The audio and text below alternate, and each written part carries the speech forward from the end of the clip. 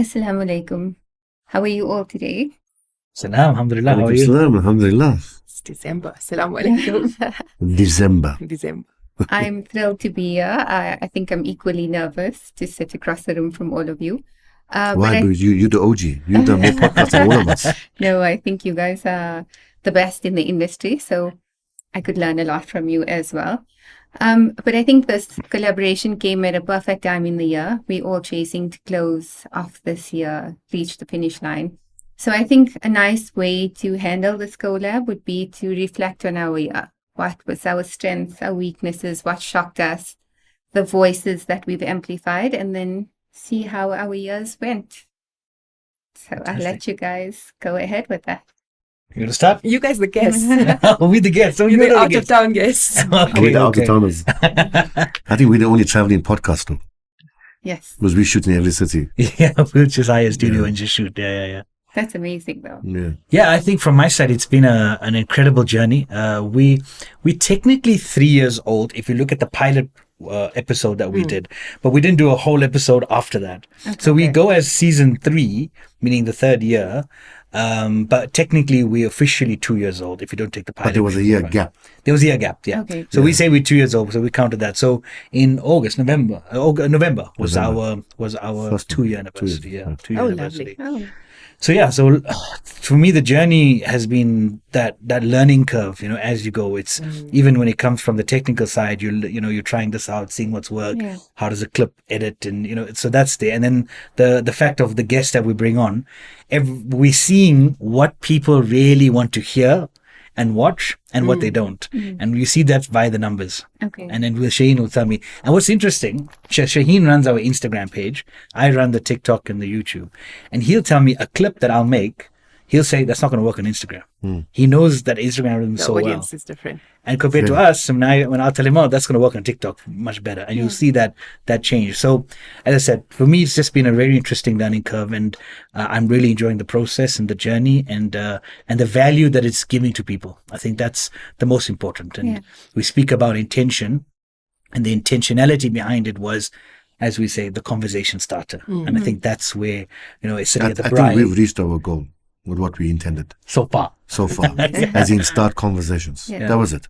Did you notice the scene changing from the time you guys started to now? 100%. In what sense? Firstly, it exploded. I think for us, the scene is still snowballing. We didn't expect it to go where it went. After our podcast with your mom. Yeah. Initially we were going to talk about community issues from an Islamic perspective. Right? Issues that we're facing, issues we don't want to talk about. After his mom's podcast, we realized the audience in the month completely changed. 50% of my audience changed to a non-Muslim US audience. Completely shifted. So then we had to sit and re-strategize and realize we need to change our language.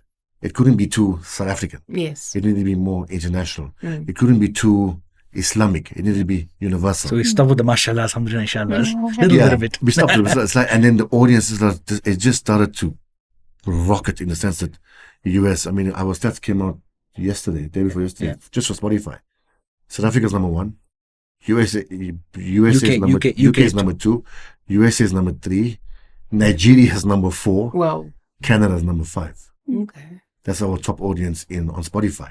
We haven't yet checked the Apple or anything else. Yeah, and that's so interesting about podcasting because Islamic media is only one audience, one country. But podcasting, when I was also looking at the stats, it's like UAE, Saudi Arabia, Queensland, Australia. Now you've got to decide how am I going to get my content to suit my audience. Yeah. No, but but we also try to focus a lot on South African, because what we realized with the intimacy one, and I think he hit the podcast with his mother about narcissism, it's not a South African issue. We face it in South Africa, but it's actually a global issue. Yeah. Because if you go and look at, I think that clip of his mom got 2.7 million views. Wow. Over 10,000 comments. It went crazy. 90% of the comments are non-Muslim. That was interesting. But it's a trending issue, right? It's not a South African issue. Yeah. So even though we think, okay, South Africans, we have this issue, or the Muslim community issue, it's not a Muslim issue. It's a universal issue. Just that because we don't move out of our bubble, we don't see it. So it's interesting. Yeah. How about you guys? Alhamdulillah, it's been a good year. I have not put a lot of my focus on the podcast, but I'm very proud of the episodes that have come out so far. It's been some interesting discussions. I feel like my podcast is heading a lot towards mental health, grief, coping with grief. So the very powerful episode with Nadia was like, that themes of grief that came out. So it's been interesting. I need to regroup for 2026 and just see where to take it on to the new year, inshallah. So we're also heading up. Do you only want to focus on mental health? Not necessarily. I think the more human interest story is the direction I'm going into. But I had a lot of fun in the last episode as well. It was a bit of a light-hearted moment with Kanita. So I just need to now see where we're going to be going in 2026, inshallah. But do you think that the reason that podcasts are blowing up is because it's a safer environment to express your honest opinion? Or why do you think it's better than normal TV? You want to answer? Because you're brutally honest. Okay. And you can't do that on TV? You can't say what you want on TV. I'm sure you guys can. So you have the BCCSA regulations, especially on radio and TV, where you are bound by certain, requirements. For example, one of them is the right of response. Yes. So if you say something about somebody or some business or a personality or even a topic that has an implication to a certain party, they have the right of reply. That you have to give them for the similar amount of time at a similar amount of time and even similar timing. Yes. So if it was a morning show or the afternoon show, which is prime time, they got the same amount and you got to respond there. Whereas on a podcasting side, and I think we spoke about the regulation of podcasts, you have that ability to be much more freer to speak honestly and authentically. Yes. And especially podcasts that are not funded by any business like ours, who's going to control that? We control it. And we speak about podcasting. I say self-regulation is more important than putting it. If you're going to regulate podcasts, you're going to have problems. And in all honesty, when last did you guys watch TV? True. Or any Islamic channels? TV is around me. Or any Islamic channels? No one does it anymore. Everyone's sitting on their phone. No one's going to type in etv.co.za. They may watch the news at 8 o'clock. No one's going to do that. But even with radio, I think there's an more elderly population that still does that. And I enter my mom's home, either the TV is on the Islamic channel or the radio station is on. So I still think there is listeners at 100%. They're still on radio. And in Durban with the car, because of we have FM, like Anasar is on FM, for example, then people listen because they're in the car. What do you listen to? I don't listen. I'm saying people. There is still a viewership or a listenership. I'm not saying there isn't. Yes. But I don't think it's the majority. There's Danov. Yeah. But in doing podcasting and there's no self-censorship or anybody can say anything, do you think there's also perhaps harm in that? Because now anybody can make a podcast. Anybody can say anything and spew any type of therapy speak that's not regulated. Could that be harmful? I am responsible for what I say. I'm not responsible for how you take it. But the point. But I will accept the consequences of what you're going to give me back. Because I can't expect you to just sit and not say anything back to me. But then that can proliferate fake news. That's what you say. 100%. I agree with that. So there has to be some sort of regulation. But the regulation is self-regulation. I mean, I'm governed by my religion. But there's no control over what's on social media as well. I think that you just have to take that initiative to put something out there that's valuable. So I recently attended a summit, and one of the sheikhs there mentioned that like social media is now the new member. We either need to get on it and capture our youth with goodness, or we're going to be left behind. So that is the reality of it. A lot of our scholars have yet to find a new member, in my opinion. And social media is blowing up. I mean, there's a guy in South Africa that claims to be the Mehdi. You can go online every night, you will see him on TikTok. He's got a few thousand people watching him. I have yet to see any alim refute him. Cape Town, you got the Mehdi in Cape Town. But then you're not blaming the platform. You're blaming the person. But in enabling that type of fake news by giving it a response, don't you legitimize it or get him more followers or get him more? No, but I also feel if you don't have the knowledge and you're converting the blind, what's going to happen? Because again, a lot of people are listening to him because how many alims do you know that are online? A few. South African or globally? South African. Yeah, there are a few. Depends how would you call it online, like. No, and what I'm talking about, let me rephrase it. How many alims you know have refuted a lot of these guys on? No, they don't do that. There lies the problem. Because if I'm allowing you to go on, in the back of my mind, it's what you're saying is haq. because no one spoke out against it. But if I have this massive platform and I platform this individual, am I not giving him more of an audience? No, okay. Then, Isn't sometimes ignoring it the best way? no, not if he's growing. Well, that's interesting. Not if he's growing. So it's like me taking it back to Islam. In the Battle of Karbala, Yazid was a rotter.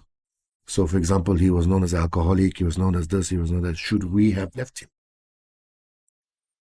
I guess there's a balance. You didn't leave him. There was a battle. There's a time and place. Yeah. And there's like, I think if there is at least a reputation, when you speak about it, for example, there's a post that's currently flowing through TikTok right now, where this lady is just saying that according to her sources from the American government, that there's going to be Sharia law, that the South African government is implementing Sharia law in South Africa. That's such a dumb podcast. But the reality is that, again, no one's responded to it. Actually, Shane and I are saying, we're going to respond to it because no one's doing that. Yeah. You know, people are just fighting with their own He's got a issues. big platform. Should we leave him? Or I should we would. respond to this? I would. You wouldn't? Yeah. You would leave him. I wouldn't engage with content, not specifically for this, but if it's going to just give this person, some people are not going to change your opinion. But how They're about- going to keep spewing. Then how about from an Islamic perspective, defending the truth, standing up for oppression, standing up for injustice? Is that not an injustice? Nahiya and munkar. So from an Islamic perspective, do you not have a duty? If Do you all got these your own alims not have a platform. duty? Yes. Did you? Okay, let's take it to Gaza. When influencers didn't speak about the issues in Gaza, did you boycott them or did you still follow them? Because there was a worldwide boycott as well. So did you follow or did you boycott? Or did you Personally- expect them to talk about it? Personally, from my perspective, if you didn't speak about Gaza, I'm not going to be following your content. It's the same thing. Likewise. Why? So? Why? We don't know. It got with the injustice. Right. Okay. So because What does they Lily didn't say speak is the out injustice? But I'm not going to engage with the influencer on my platform because now that's going to give them more of my audience. But again, I'm talking from an Islamic perspective. What is your duty as a Muslim to defend this? against- yeah. But Islam then doesn't- do you Islam have to doesn't tell defend you- every single thing, As a every Muslim. single negativity that you see. 100%. Every Because single thing. that's your iman. But I mean, is that possible then? You do what you can. But I'm not saying if you have a platform, you have a platform, you have thousands of people following you. You need to inform them. I think you have a moral obligation, especially when it comes to your religion. So this lady came on and said, I don't know if you guys watched it. She has a contact in America who has a contact in the US government, came on and said that South Africa will be implementing Sharia law. Now that's such a laughable thing because the Muslim population is like what? 1%, 2%? Yeah, it's 2%. It makes no sense in what she said. But now go read the comments. Yeah. Go read all the Islam hate. anti-Islam hate From South Africans. From South Africans. Yeah. That itself is a problem. So I'm not saying flame the fire. I'm saying put the fire out. Yeah. But do you think that in engaging her, she's going to stop posting? I'm not going to engage her. I'm going to do a video. We're going to do a video. Right of reply. Yes, right of right of reply. That's what I'm going to do. The radio is coming There on. you go. Yeah, that's what we're going to do. Yeah. And I find it rather shocking. And again, I haven't seen it, so I could be wrong. Maybe someone has done it. Not one alim spoke about it. Not one famous or influential Muslim politician spoke about this. No one spoke about this. Why? Maybe they didn't know. But then they're not at the This- platform. They're not on the platform. Because They're not your connected. For You page is going to show you content that you're engaging with. Then they're So not if on the you're not platform. engaging in certain content, maybe it's not coming to You your know, attention. I'm so tired of hearing that. It's Blame- true. blame the algorithm. Blame the algorithm. Well, you have to blame the algorithm. You have blame to. the algorithm. Okay. Well, now that we know, now that we're talking about Because it, right? I haven't seen this, honestly. I've heard about it, but I haven't seen the video itself.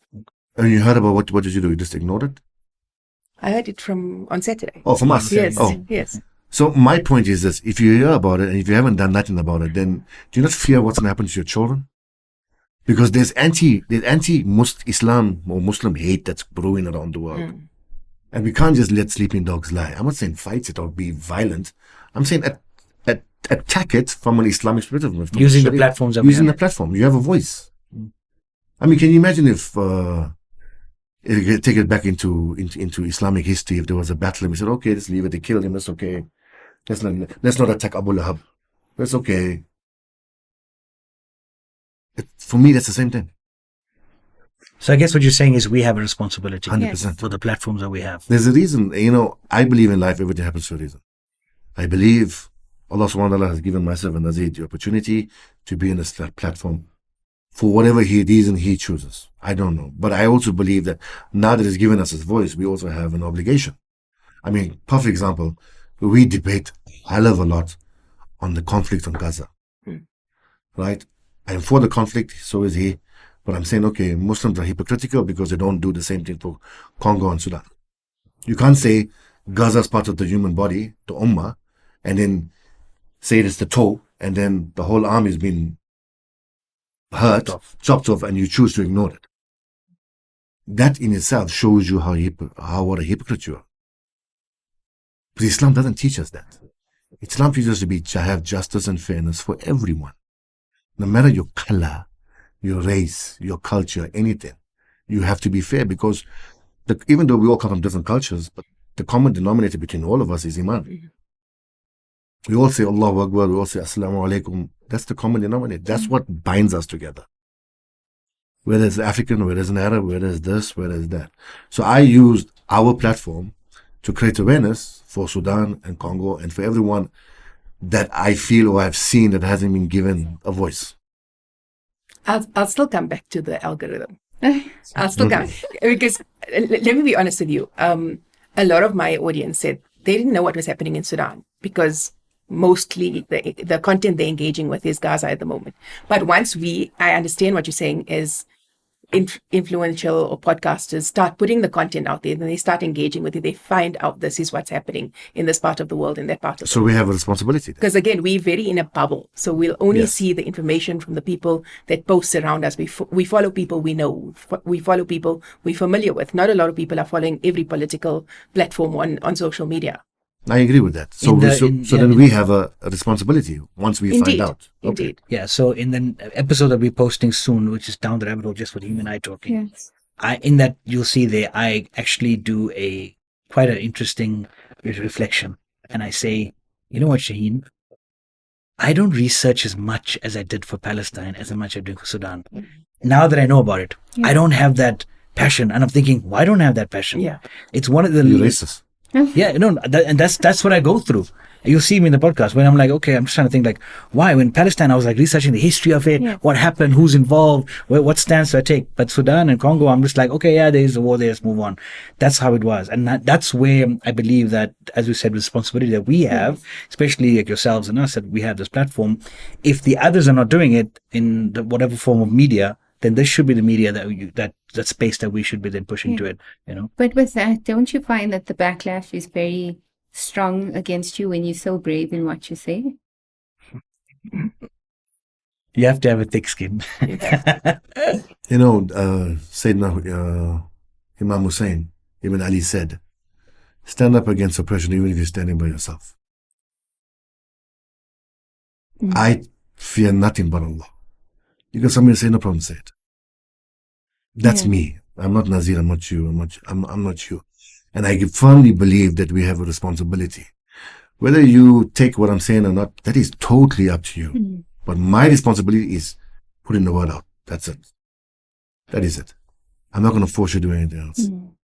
Whether you want to support Palestine or whether you want to support Congo or whether you want to support Gaza. I mean, I think my next podcast is going to cause a bit of an uproar. Because I said, why are you supporting Gaza if you haven't supported Alex? Alex doesn't have a toilet. Gaza has it. Sorry, I'm talking about Gaza prior to the war. Gaza had a toilet, running water, flush system, sewage system. Show me the same system in Alex. Why is your priority Gaza, not Alex? Why? I mean, you got to really go deep in yourself and ask yourself that question. Why you feel so loving when it comes to a Palestinian child and when it comes to a South African Zulu or Xhosa child like I don't get in the same love. Is it not a child? Is it not the creation of Allah? Isn't it a more responsibility for us locally to help them? So I think that podcast we're going to get a lot of backlash, but to be honest, who cares? Not everyone's going to agree with you. I think so we had a youth program yesterday and I told them that. I said, rejection is going to be something as young people you're going to learn. It's a hard, bitter lesson, but get used to rejection because it's part of life. If you're a businessman and you're going to find sales, people are not going to buy from your business. You just got to accept that that's part of the game that you're going to. And I think it's a learning curve, as I said, with the whole thing. And I think at the moment, we're so conditioned to want people to agree with us and want people to constantly validate us. But sometimes you can have your opinion, I can have my opinion, and that's okay. I always tell Nazir, I respect your opinion. I don't need to agree with it, but I respect it. That's what we need to do. And that's what's lacking at the moment in the Muslim community. Because it has to be either black or white. You have to agree with me or not. Yes. Yeah. There can be no gray area. There can be no gray area. And I think that's a lot of the time on my platform. I'm also pushing, like, people can have different opinions. It's okay. Not everybody has to have the same opinion as you.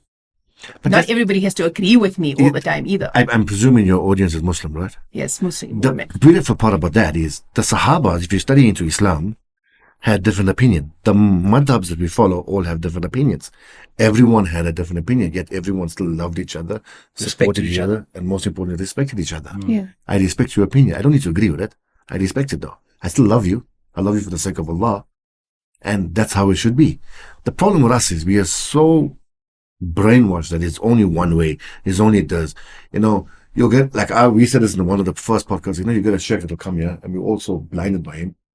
They'll say, see Nazir, see his wall. He's not black, he's white. Definitely. Nazir will convince himself, hey, if I look at it from this angle, it's that color. Yeah. He doesn't have the ability to think for himself, but he's brainwashed to believe that there's only one way. So it's only that color. Because the sheikh got an accent. Yes. Because you got an accent, yes. But as a woman on your platform, what are your struggles, being woman specifically? Obviously, you can't be as brave as they are. It's a lot of... so the thing about my platform is it's a safe space for women to articulate what they're going through in terms of their mental health, their marriages, their children, just this journey of life. Yeah. And a lot of the time somebody will post something or they'll ask an opinion or they'll ask a question and there'll be a lot of backlash in the DMs, like, why is she asking that? Or this shouldn't be the platform to... Yeah, or this shouldn't be the platform to deal with it. And I understand sometimes there's something called trauma dumping, where people will just tell us all their deep, dark secrets. But then also you have to put yourself in that person's shoes and you have to realize that maybe this is the only place, the only person the only way I can really have an outlet for my grief or my pain or whatever I'm going through. And you've got to let them be. And I disassociate completely, like, when it comes to this. So I'll allow you to have your question or your comment and I'll post it for you.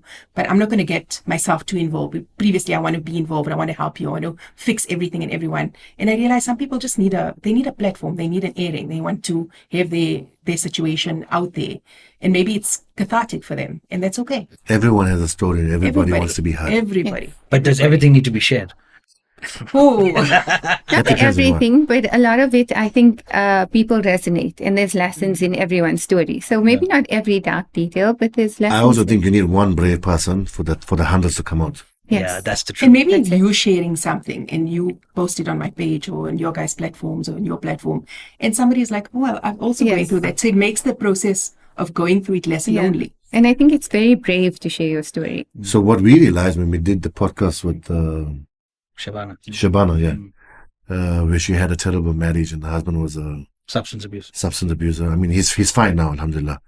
And what she went through opened up a whole can of worms for us, in the sense that we had people saying, I want to come on, I want to start talking about this, I want to talk about my husband, and we had success stories where you had couples come in and say, listen, my husband was an addict for X amount of years, but I stuck through him and now he's clean for 10 years. I don't mind coming. This is what I did to get. This is what I did. Yeah. So that podcast for us opened up a doorway for new conversations.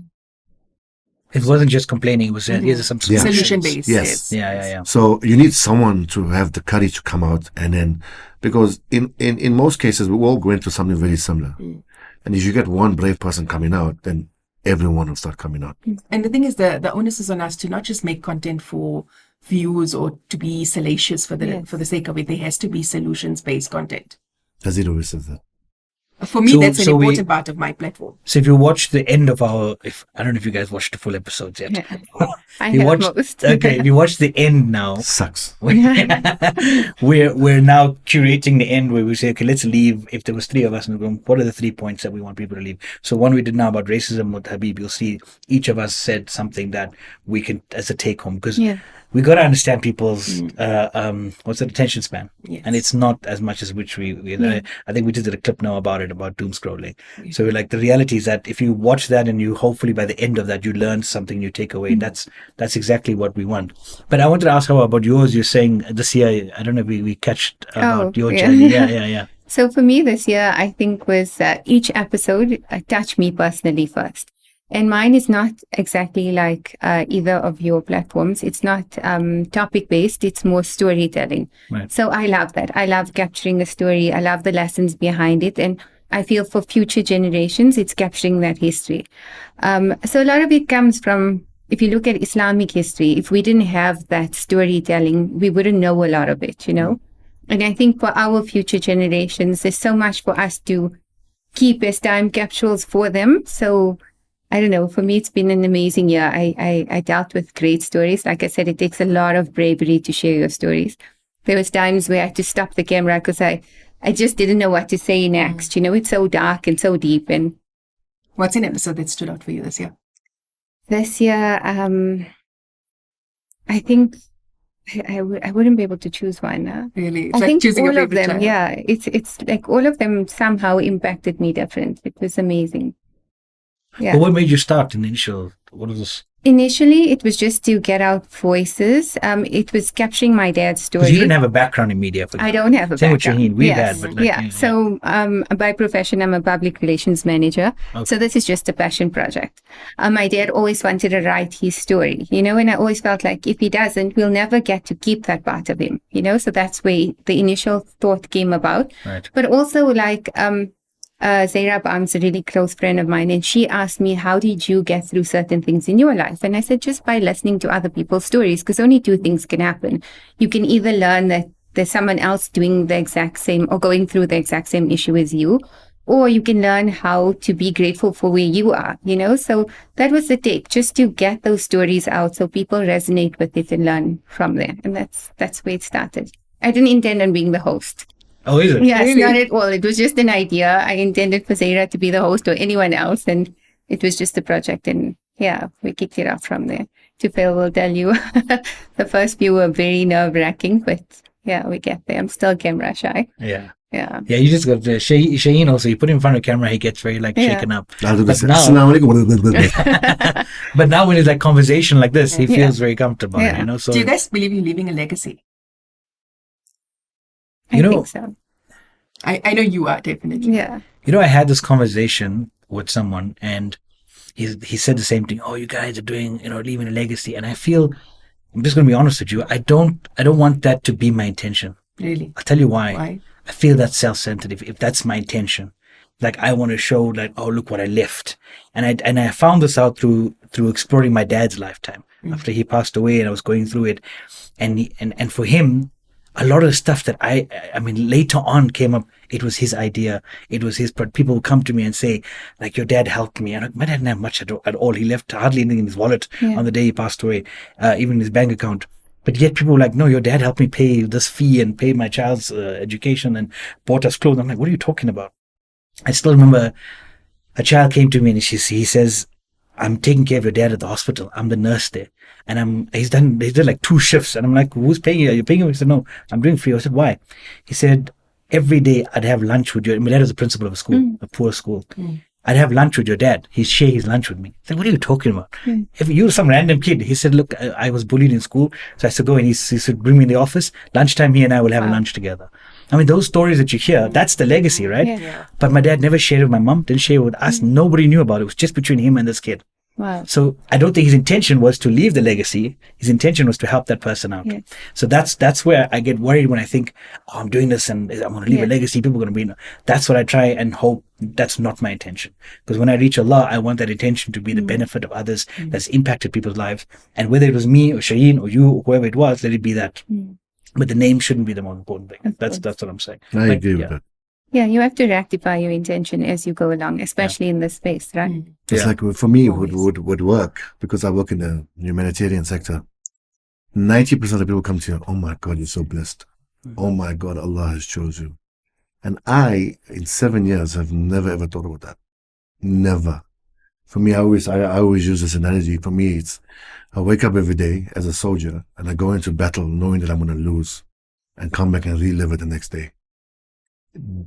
That's what we do. Because for the 100 that you feed, there's 100 more that are waiting. There's thousands. Yeah. Thousands more that day. So, for me, it's like all I want to do is do the best I can and please my creator. That's it. Because in this game, the ego can run away from us. 100%. Yeah. Like when people come tell you, Yeah. hey, you're doing this, You look at your stats, you're like, oh, Yeah. okay. It feels really good, I'll be honest. It Yeah. does. It does, 100%. So how do you stay dopamine grounded then, guys? Yeah. Ooh, I don't know. I'm still learning. You guys can answer that. It's never went to our head. Yeah, I think having like a companion, like with us, and also outsiders. Like my family is the hardest critics. Yeah, 100%. So they bring you down to earth a lot. 1,000,000%. And they're like, oh, you checked this episode. Yeah, it was a bit boring in the beginning, and we're like, but we enjoyed the conversation. Why It's did you like, say so much? Yeah, exactly. So I think having that people in the background who are, and I got a cousin of mine also. He's like super critical, super. He'll tell me like, I know you made this clip and you wrote it like that to ensure that you get the numbers, but it's not fair because people are watching 1.5 minutes of it and you haven't finished that conversation. So Nazir edited, I'll delete it, delete that one, just put something else on it. I'll change the topic heading because we don't want to feed the algorithm with fake news just for the views. But at the same time, you want the views, right? So. Yes. So which ones got you the most views? Which topics? On which platform?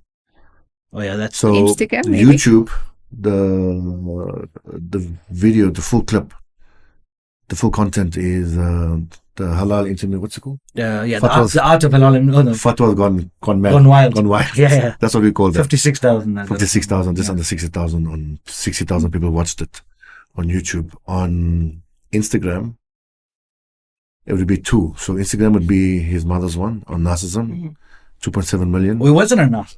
It was. No, she spoke. She spoke. That clip Yeah. is It was on. about my mom. She's a widow now for Yes. about 13 years or so, and so she saw the need for widows to meet up and share their stories yes. and have, Okay. so she has a free come once a month and I she's did an interview with yeah, so she started in Durban. Yeah. She's got 300 widows, Wow. and Joburg now has got about 109 widows, and that led to divorce girls as well joining. So they got a group for young divorcees and the struggles that they go through. And so having someone in the room who's like, "Oh, my husband was like this, and this would happen," was really. And she always tells me, "Nazir, you need to start one for men," which we're supposed to do.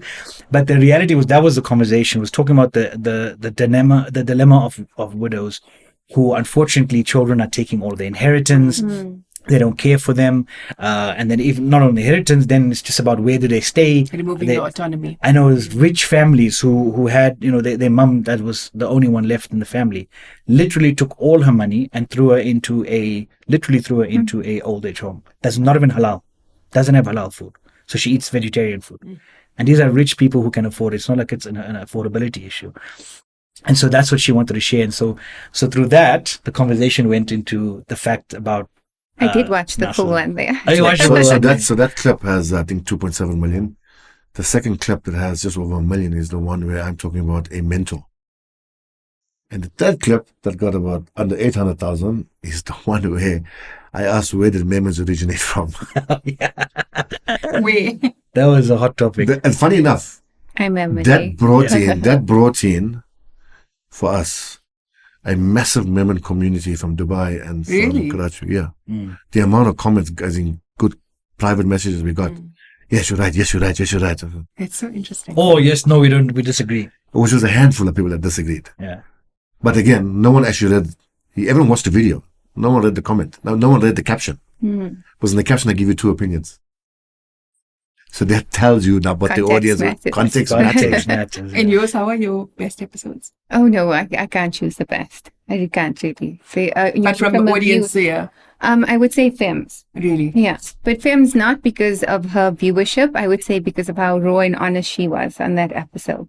And just to see someone that's like so brave and out there, and she shares like how she started with nothing. She started as insecure, and now she's like so popular on every platform. That was amazing. Yeah, you can never judge a book by its cover. And your side, yeah. I think mine would have been Auntie Nadia's on her grief journey.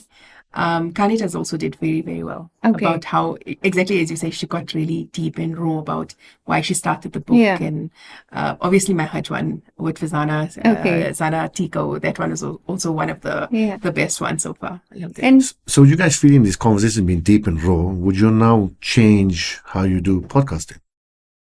Go deeper into it. Go deeper into it, be more authentic to yourselves. I'm not saying you're not. Yeah. But would remove the interview style and more conversational style. I want to stop making people cry on my podcast.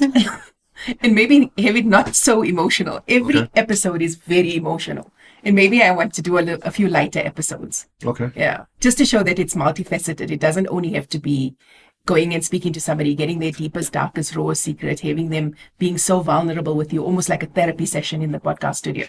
So. And you, Hawa? I like the interview style. I like the structure. Because you feel safe. I feel safe, and I like speaking minimal on the camera. So I like that. And for me, it's about the guest. So I want their full story. I want them to share as much as possible. So. And I love that you really give them the opportunity to talk. Yes. You don't interrupt. You don't interject. You just let them flow. Yeah. And the flow of the episodes are quite nice. So that's interesting because we get a lot of feedback saying, what is wrong with this person? They're cutting them off. Because when we have the conversation, you say something halfway through. It's our and radio. outboard, It's the radio that comes through. And we like thinking of something else, so we'll cut the conversation and you'll see the comments like, just the fantastic topic. Yeah. But why is the host cutting the guests off? So trending topics right now would be relationships, I think. Right? And all In South Africa? Yeah. 100%. Amongst who? Muslims or? No, on the platforms. Oh, on the platform, our platform. Yeah.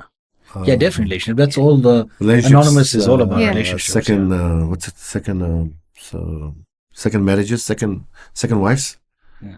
That is Mental health. mental We health. touched on men's mental health Yeah. recently. That was good. Um, Grief, believe it or not.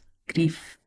Grief It's from been loss of very a loved one? Or? It's from a loss of anything and how it can change your life. It can change your marriage. It can change your relationships. It changes so much about you. And there's not a lot of outlets for grief. For men or women? Dealing with grief. Well, my show mostly deals with women, so I'm talking about it from a men woman's don't have an perspective. outlet. We spoke about that at all. I mean, I grew up with the understanding that if you are feeling depressed, you have a faith iman issue. Huh? Yeah. That's the reality of what we grew up with. That if you are questioning, your what circumstance A lot you're of in, people grow up. Yeah. with that. You also if believe that's that? a circumstance, you Not question your necessarily, but circumstance, I've heard of people who your say iman that. is weak. That's what How what it did you is. believe that? No. Okay. You don't believe it to an extent? No. Not at all? No. That's a part of human I think nature. to lose hope is maybe Okay. that's linked to interesting. Iman, but I wouldn't say depression. That would be a sickness, right? Right. Yeah. But I hear what you're saying. A lot of people grew up believing, it's not the truth, but they believe that That men don't cry. men don't cry. You cry? If you're going Yes, through of course. depression, it's an iman issue. Just cry. read Quran, go. Yeah. But the reality of depression is that you can't even fulfill your religious obligations. If you're in the depths of a deep depression, you can't. It's not an iman issue. It's a mental health issue. But funny enough, we spoke about this on. We were talking to Shabana, and she mentioned that her ex-husband went for Jamaat, and I was like, "What is Jamaat supposed to do?" As in, he's got an addiction. He needs to go to rehab. He needs to go seek proper help. And I think So I said it was a change of environment that helps him. And then she was like, yeah, but and still maybe a not sense of solving. brotherhood. but you still have an addiction. He still came back and You still. solved. My point is, Of I mean, you sick. You're gonna go to the doctor. You're gonna go somewhere else because of brotherhood and sisterhood. You can do both. You can first go to the doctor. So that's first go to right, the so that's rehab. so and the then reason why I afterwards- mention it is because a lot of people in our community choose to look for the religious solution, which is not wrong, but it can't be the only solution because there's a reason why you have doctors, therapists, this, that, everything works holistically. everything. It's yeah. Yes, we need to start putting things into perspective because I mean that clip went quite viral. Yeah, because after that, then I questioned him and I said, well, you mentioned you're only going on Jamaat, but what about going to the mazars and those That's the who same believe in the, and then, so people were like, oh, how can you, say that? But the reality was that whether you can do all that, no problem. But the fact is, there's other options that you need to explore to really go down and deep and to solve that problem. And I think that's what the lesson that we want people to understand. Yeah. But besides relationships and mental health, what else is coming up as themes? Intimacy, race, Gaza, for us. What's coming up now? Manage. Oh, funny enough, what's coming up now is because of the podcast we've done on literacy, education in schools. It's coming up a lot. Like, where does education start? At a school or at home? Is your child supposed to learn to read at school or at home? So after I wrote my book, I started doing a literacy tour. So I visited 100 schools in the last 1.5 years. Okay. And I'm really seeing a shift towards education. The need for, I wouldn't say monopolizing, but like being more cautious about the type of educational centers we send our children to. The emergence of all these cottage schools. I don't know if it's a big thing in Durban, but in Johannesburg. Cottage school. So it's mostly like in our communities, there's little schools where like they'll do homeschooling, but like in So what do you call this? Cottage schools? I'm calling it cottage schools. So you don't agree with the homeschooling? No, I agree with it 100%. But you want but I'm people just to- seeing, I'm observing how education is becoming a bigger and bigger issue. Don't you think? I know what my friend is. He's a huge advocate for homeschooling all his kids. But I told him, your kids can't have a conversation with me. Yes, They're I agree. so I wouldn't do introverted, yeah. homeschooling for my kids either. So he said, no, I take them and play sports sometimes and they meet some friends. But I said, no. To me, that one of the social core, skills. exactly, Yeah. I know of an alim that I think his kids had done at school about a few years ago. He told me he will never send his kids to a Muslim school. Only because of the interaction. Because what he noticed in his community is that children who went to Muslim schools struggle to interact with different races at university and even in the workplace. But they sent him to a Christian school. No, he sent him to a whatever it is. He said where it was multiracial. So that was quite interesting. And I've seen this with a lot of my friends. Their kids struggle to interact with a different race. Because all they know is Muslim. Yeah. But it's a catch-22. I mean, I went to a Muslim school, but I also went to a Model C school, you know. And the influence that you can face in a school that's, even though Islamic, you say that, it can be dangerous. Yes.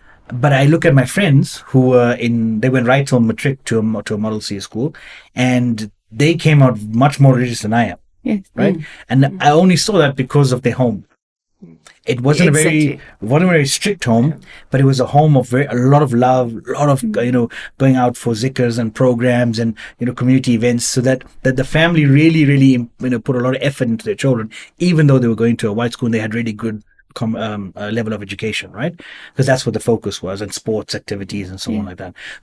But then I saw others from a Muslim school who went totally off. So to me, that home, when we speak about it, is it starts at home. full, The tarbiyah of the child is reliant on the parents and what the parents instill in the child.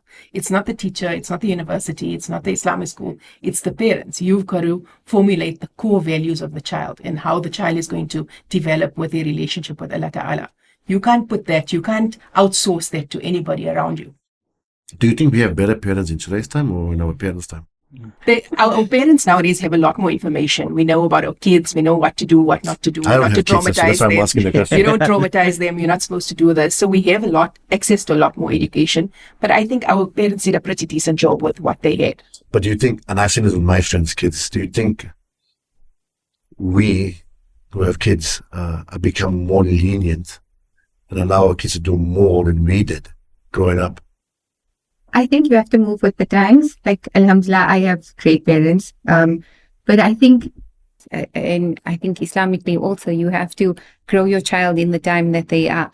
So I think with that being said, you just have to take into account your environment, make sure that they're safe and secure, make sure you know where they are, make sure what's on their social media you're aware of. And that's the only way to control it. But if you don't give them access to those things and you keep them in that bubble, at some point they're going to figure out the world, because schools have iPads, schools have internet. So as much as you're limiting it, you're not actually cutting it out. So you have to educate them. You have to give them the freedom to explore, but also just teach them. Like you said, it starts in the home. So that's enough. Also, I feel like if you grow up not very well off, and then nowadays we're all educated, got good jobs, you have this tendency to overcompensate with your own children. Exactly. You want to give them everything, but not teach. In giving them everything, you have to teach them the value of what you're giving them, because you always feel that scarcity or that scarcity mindset. Like, I didn't grow up with this. Is that what you do? Not necessarily. So the question I would ask is, when would you say enough is enough, that you need to learn this on your own value? Who, the child or the child?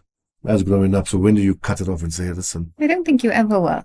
I don't think our parents also did. Like, even the little that they had. So then can you honestly say that kids of today's time understand the value of what's been given to them? Yo. That's why they need to get into the humanitarian space, I feel. Yeah. I actually said that to all my friends, send your kids You, with me. you Send your have to kids get with me. them into, like, I noticed a shift in when my son when I put him into a humanitarian space or showed him this is how what's happening around the world. You have to get them to pay rent and do charity and not write a check, Daddy's check, or swipe Daddy's card. They or have do to a do EFT. the actual work. You have to go to a old age home. You have to see how other people are living. My dad, I mean, he could, like, I was in university and he could have bought me a car, but he refused to do so. He actually made me take taxis. My sister had a car, right, and we were studying together. But he said, Nazir, you're not jumping in the car. You go take a taxi. I had to learn to take a taxi, like a proper taxi, to get to campus and back, right? And you're going to take multiple taxis, not just one. It wasn't just like an Uber and you go. And I promised you, it changed my whole perspective. I made so many new friends. I had a different experience. I mean, yeah, I was scared a few times, but generally it really shaped me. And it wasn't about money then. Mm-hmm. It was about the lesson that you learn from that. Yeah. And then the second year, like, okay, I'll take a break on you. But, pushing you into that. Even in my first year, he's like, you're not getting allowance anymore, right? You used to get allowance, no more. You're going to work. On weekends, I got you a job. Here's a go. I was working in a pizza shop, right? On the weekends. And again, the experience that I learned about locking up and responsibility at that young age was phenomenal. And you couldn't learn any other way, So you can give them, but you also need to show them. Yes. Parenting is tough. I don't have any of the answers, but I'll just say in 2026, 2025, it's not an easy thing to go through. How old is your child? 16. The teens. Yeah. What you there? Oh, man. So the constant chase.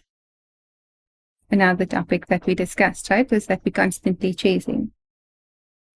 Nice. So again, with this youth program we had yesterday, was really interesting. If I compare, so he's been to 2. I've been at Durban, Joburg, Cape Town. You've been to Cape Town and Joburg. What's the program about? So it's called the Unscripted Society under the Future Leaders program that we're looking at young people, giving them opportunities. So basically it was a moment of reflection again, because I'm close to 40 right now, right? So next year, 2026. Yeah, you guys are all older than me. Yeah. We hit 40 this year. Yeah. Wow. Both of us. And so Shahid was telling me, I'm in my early 30s. yeah, sure.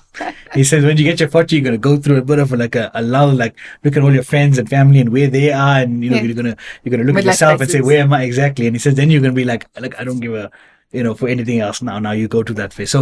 So I was looking like, oh my God, I'm 40. And then I looked and I said, when I was 20 years old, I looked up the 40-year-old. They were in charity organizations. They were running projects, their businesses, their careers were moving. And I said, I asked them for help and guidance. And I got all these ideas. I got all this time. And no one was giving me opportunity except for my late father. That was the owner and my mom. Those were the 2 people who really were like, oh, Nazir, go try this or go try that. And you'll come and work at the radio station and just clean the bins or do something just to get involved. And so I thought, I'm now 40. What am I doing for 20 years? What are we doing for 20 years? Who's the next person that's going to take over the charities like Penny Appeal and so on, the work that we do? Who's the next podcasters next, right? So that's where we thought this is the time that we now have to give back. And so what we have, we've got networks. We have opportunities for funding. We have abilities to mentor those young people. So this is the idea behind the project. So meeting young people was incredible. And to see the different nature in the 3 different provinces was quite interesting. Really? Yeah. Durban, Oil water, I don't know what you call it. Durban, Really? 96% female came, Okay. right? Okay. Like literally 2 boys. That's it. And both were quite young. And so they hardly The youngest spoke we had anything. was 16. 15 and a half actually.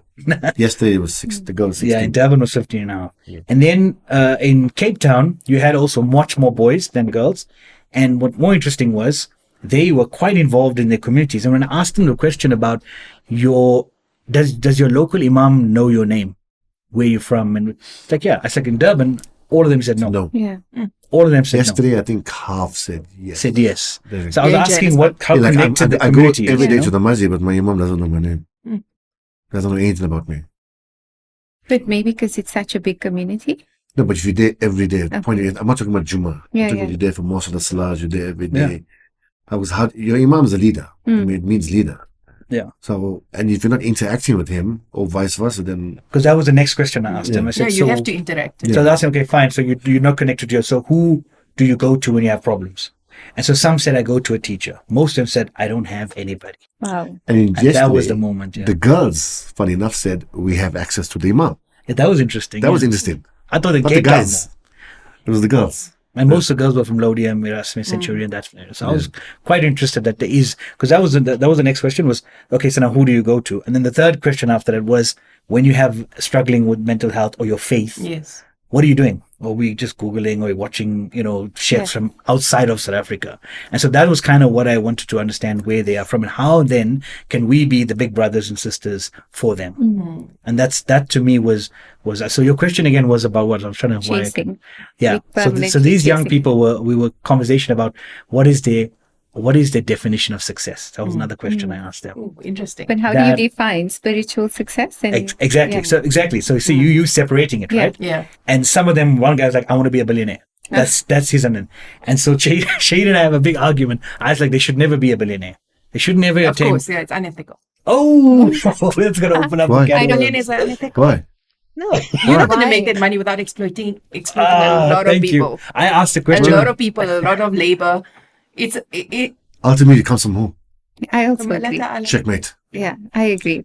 So, did But Allah you must make subhanahu your wa ta'ala- So billions in an Mansa ethical Musa way. That's was fine. $400 billion Yeah. of My argument is every Muslim should aim to become a billionaire. Everyone. Aim for it. But keep Allah in your heart and keep money in your pocket. So if you look at Islam, when Islam starts it up, Islam was spread through money. Yeah. We need to understand it. No one went on the street corner and said, they had dawah. They had to buy slaves. With what? Money, gold. Whose money did Nabi Sallallahu Alaihi Wasallam use? His wife's. His first wife. not buy slaves, but as in free the slaves. Buy the slave and free them. Yeah. Yeah, If to free them. there was no money and we didn't believe in riches, then you wouldn't have had the likes of Sayyidina Bilal. But Sayyidina Bilal's price was raised by 100%. So if I'm not mistaken. That time aside, in this current system of capitalism that we exist in, Right. can you make $1 billion ethically without exploiting labor I can't answer or that because I don't know. employing any unethical practices? I have no idea. I'm not a believer. It is possible, but it I'm it sure will it take is. you a long time. No, And but what you're doing right now is judging and making an assumption. Yeah, that's true. That's what you're doing. I'm an making an ethical assumption point based right on now, billionaires, obviously not in South Africa, but like, for instance, Bill Gates and those type of billionaires. but I'm not Bill Gates. Why are you painting me the same brush? Well, I'm using that as a No, you can't. as a benchmark. As No, a you can't yardstick. because what you're doing Yeah. now, from an ethical point, you're judging me, What is she judging? making the assumption I'm going to be unethical, making the assumption that I'm going to be unethical to gain my billion. No, she's asking like I'm how. asking, but is it The possible? question I I'm asked sure- those I'm millionaires is, sure it what is. is the salary of your lowest staff? If you're taking home a 5 million rand bonus every month and your lowest staff is earning 4,000 rand, how can you justify that? That's my point. I That's, can I think, what accept she's it, but trying to I totally disagree that you shouldn't have money because think about this. No, I'm totally for having I'm money. billions. I'm saying billions. Think about this. I would say my cutoff would be millions. You see, for me, Why? That's a so I But also very agree with big, that. right? Yeah. okay, wait, hundreds of millions, 99.99 million. Because between a million and a billion is huge. It's a huge amount. It's a huge amount. Listen, I answer from a point of from a humanitarian point. 2 years ago, I was in Johannesburg and I met a donor, and he asked me, "What do you want?" I said, "Don't ask me that question." He asked me why. I said, "If you had to offer me $1 billion today, tomorrow I'll come ask you for the 2 billion, because the amount of poverty I've seen is not enough." So I'm looking at it from a point being what good I can do with the money, what good everyone can do with their money. That's what I'm looking at because we have get that. we I have do a get lot of poverty within the Muslim community and within the non-Muslim community. How do we help them? How do we? So when I answer this And I question, think one thing we can't deny is that extremely wealthy individuals in South Africa, especially in the Muslim community, they give back in a big way. And that's something undeniable. When I'm talking billionaires, I'm talking like the Americans and those type of billionaires. But in our community, you can't so you can't fault you're them saying the for- billionaires in South Africa are ethical? I'm saying they give back. Bill Gates gives. Is there billionaires in South there's Africa? a bill. Firstly, There's I a don't bill. think. There's a bill and Is what's there the billionaires? Melinda I'm not Foundation? sure. Yeah. There's a Bill and Melinda Foundation. They do charity work. Actually, Charity work. Abdul Qadir, what's the doctor's name? Abdul Karim. From Congo South Africa. doctor. Yeah. I'm looking. He's funded by Yeah. the Bill Gates Foundation. His work that he does. Yeah. for HIV, which is a problem in South Africa. So again, I'm not saying everyone is ethical. I'm not saying everyone is not ethical. I'm saying you can't paint everyone with the same brush. You can't. So that's why the question about the chase is the fact that, and what is your definition of success, should be someone that doesn't separate it all. That my spirituality is connected to that the reason why I earn every day, whether you're rich or poor, and I go serve, is an ibadah, is a form of worship, so I can take halal money to feed my family, to improve our lives, and to help my community. That if that is one, and that's one of the youngsters said that to me, and I was shocked when he said, as long as you got your salah right, as long as you got your intentions right, as long as you got integrity, he says that is for me success. And yes, everything else will come. That's what Shaheen confirmed. So that's the chase. You found your successor. Yeah. I actually picked him. Yeah. I asked him, I said, so who's the next one? He said, I like that guy. And he's young. Yeah. Like, he's got so much potential, subhanAllah. I love how self-aware our youth are at the moment, but there's just not enough programs to reach them. Yeah. There's just not enough to help them and to... I asked him one of the questions. Yeah. Have you involved in any projects? No. Have you got ideas? Everyone. Yes. Yeah, I got this idea. I want to do this with my master. I don't like... I mean, even the 16-year-old came on and said, I'm involved in this and this and this. That was amazing. Yeah. And no one else was involved. She was the only one, I think, involved in something, which was quite amazing, which means her parents or someone's doing something right. Yeah. And through that already, we've started a project in the Durban, one of the girls from Durban, when she saw the podcast about reading and education, and she saw the opportunity that we provided. Just today, you'll see now, we just reposted, called the Page Turners Collective. Okay. It's providing literacy to schools that are impoverished communities. Wow. So through Penny Abuse South Africa, we're going to be doing a project with her. And there was just the idea that was formed at the meeting. It's amazing. And she saw the opportunity. She's like, can you help me? And so we've had 3 meetings with her already, showed her the ropes. Innocent, if you're going to get people who are going to be teaching children, they need to be registered so we don't know who they are. They need to sign indemnity forms and then images with the children, the whole process of that and the responsibility. And then she was like, thank you. And so already she's starting the project. So that was kind of the idea behind it. Yeah. And so my point was, let me end with that, was when I looked at the chase, I always thought, these young people are off the record. They're not going to find. And one of my biggest challenges always is human capital. I can find funding and I can find time, but the problem is finding people who think like us, right?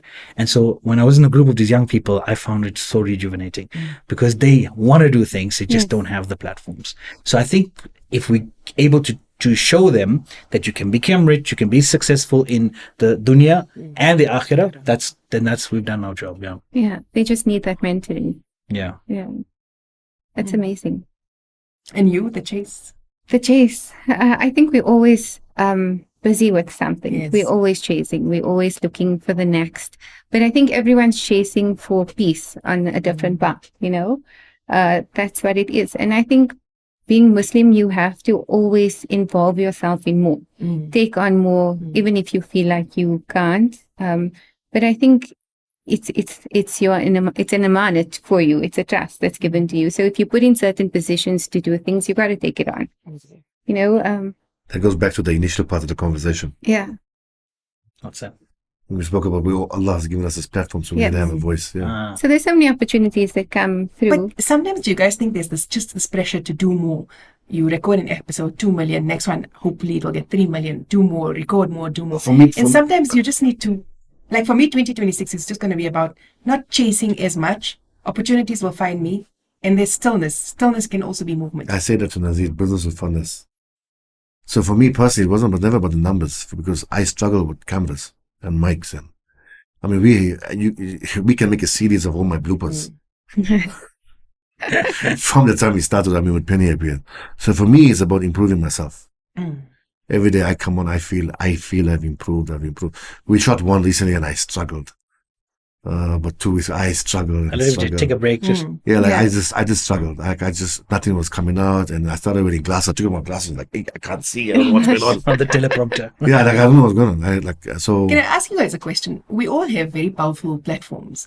Why is there a reluctance to advertise on a podcasting platform? I've noticed it. I don't know if you guys have noticed it. Oh, for companies. Yeah, people will do influencer marketing. No issue with that at all. Or again, in radio stations, on media. But there's this reluctance, almost like podcasting is not as serious, or it's not supposed to be taken so seriously. You're talking about within the Muslim community? Yeah, I'm talking in the South African context. So it would be easier for you guys than us. I'm finding it difficult. Really? Because we are controversial, and so people, Yeah. a brand doesn't want to associate with something that's controversial, even though it get them the numbers. That's what we face. We've had, I think, now with 7 or 8 people that are actually companies that have actually advertised with us. But I also think within the Muslim community, and this is my experience, a lot of companies don't know The value. the value. Yeah. So, for example, I don't know if I should say this. What's that? There's a TV station that came on and said, Don't say the name. no, that we have X amount of views. I actually called him on and said, you lying. Prove to me. So why are you misleading your audience? Yet now here's the difference. I can show you numbers. We can show you numbers. Myself and Howard have this conversation like, why isn't certain people advertising with her and you're advertising with? Yeah. It just makes no sense. Yeah. And I think a lot of Muslims just feel an obligation to advertise on Muslim platforms, as in TV or radio, because everyone else is doing it. Because the ROI makes no sense. And you're not registered as an NGO. I was just going to say it's the Yes. NGO part, right? Yeah. Because, Yeah, so we're doing Because Islamic work. you know. I'm flabbergasted if I have to look at the numbers that collectively what we're all pulling, what I'm pulling, and the huge audience, as you guys said, Americans, people around the world are listening, but no company wants to come on board and say, okay, I'm going to advertise on your podcast. And the thing is, our episodes, they don't listen now like a radio show. You're going to listen to the radio show and then it's done, class. yeah, so it's a permanent Podcast, billboard. it's they're always going to go back in If it's a Ramadan. YouTube video I and don't your know about you logo's guys, on but it, your logo's Ramadan, on the forever. podcast stats go crazy because everybody's only listening now to podcasts. So, and then what we always say to our potential advertisers is that it's a permanent billboard, because if I delete your ad, I have to delete my entire content, episode. Yeah. Yes. which we're not doing. And the numbers go up every day. So even if you advertise now, 3 months later, you can go back, you'll see the numbers going up. So Yeah, it's a you peak in permanent an billboard. episode, you're like, okay, I'm done with that episode, but now there's a whole lot of more traction going to it. I think for me personally, I think it's more from an education point, because when I speak to potential advertisers, they don't understand the numbers. They believe because it's TV or radio, they're getting hundreds of thousands, and no. And that's why I started to educate some of our potential advertisers, like go and ask them to show you the number, because he can't. Because our numbers are readily available. Like, yes, this Oh, is yes, the, yes. The stats is amount. easy. Yeah, Yeah. it's easy. And I'm not shy to say that. I mean, ask Nazir about that. So Radio is hard to quantify, but podcasting is much yeah, easier. you can get numbers as investments. Yeah. So, and the numbers, I think collectively, if we look at our numbers, it would be hitting what, 20, 30 million, Yeah. if I'm not mistaken. Yeah. Do you also find the reluctance, Awa? With brands So and companies? recently we've had a lot of interest in sponsored episodes. We've, I think, only done one so far, but that's lack on my side from pushing that. So I think when I'm ready and up for doing that, then it would definitely take off. The cutest is the home industry auntie's like, can I pay 200 for an episode? Oh, we had Give someone. my brain a shout out. I The feel bottle. Oh yeah. Oh, I was like, oh, please. Yeah. Can I just leave the bottle on your table? Don't talk about it, just leave it on the table. Like, no. I mean, for us, it's all self-funded. Yeah. This Yeah, entire project is 100%. self-funded, yeah. and it's really difficult. And with it there. comes difficulties. Oh yeah. I mean, Yeah. you want it to become sustainable, so people need to understand that. That's I'm very selective on episodes. Like, Yeah. I've got to make sure that 100% before you put it out there. And the most surprising thing for the year? The shocking moments. On the podcast. Yeah. Oof. That's an I think my shocking podcast was the intimacy podcast. The lack of knowledge within our community is shocking. It's very shocking, and that for me it leads to a lot of unhealthy things. So either you're having an affair or you're taking a second marriage, but it boils down for me to knowledge that I feel our ulama haven't really shared with the wider public, because a lot of intimacy issues comes from the bedroom, for example. And when you ask them their rights, do you know your rights? Do you know what you're allowed? Do you know what you're not allowed? Like, no, I don't know. I mean, I said we met a guy that said that he found it, even though it's a form of ibadah, if done in the right way, he found it as to be disgusting. How do you find it to be disgusting? But that's what he was taught by a certain alim. So for me, I think the biggest shock podcast for me was the intimacy podcast. I've seen this in Cape Town a lot.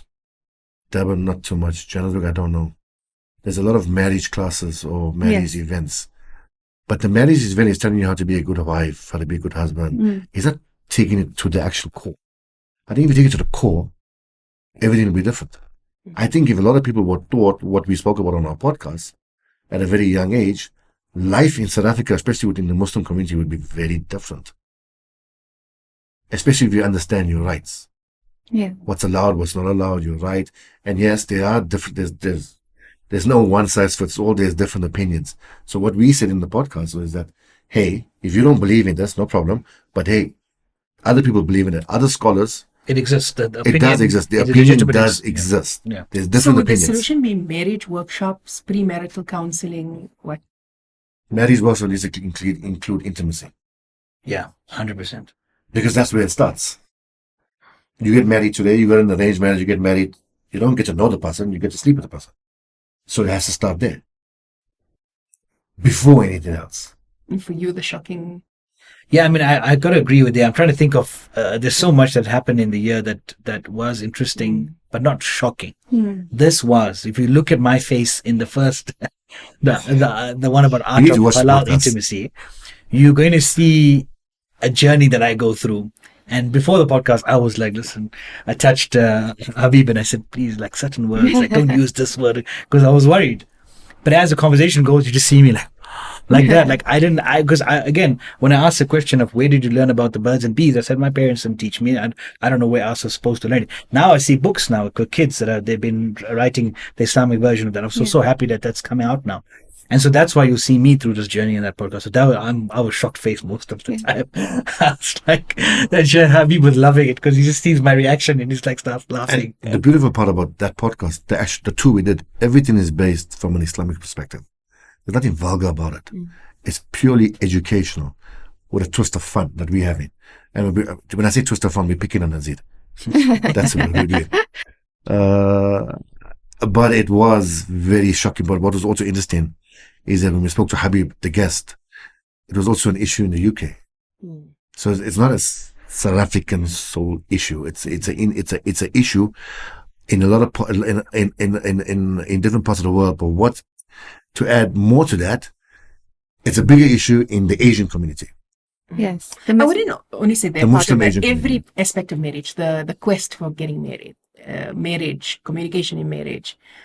There's so much about if you have to have a marriage podcast, it'll be one of the most highly rated podcasts ever, because there's just so much of information about a marriage that needs to be shared. Yeah, On a a lot of platform like this. misconceptions. A lot of right? misconceptions. Yeah. I mean, I can have like 10 shows on marriage and it won't be enough. I can spend like hours and hours and hours on the topic of marriage. The question how young people come to me and it's like, how are you guys in this age finding a partner?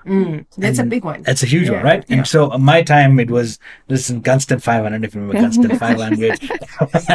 It was, There's a lot of social events. that yeah, it they was were like part of. exactly Yeah, you. That's yeah. when you go up to a girl and you say, listen, you know, I'm not the one halal or not. Yeah. I'm just saying that's how it was, right? Or it was a samosa run. That was the most common thing.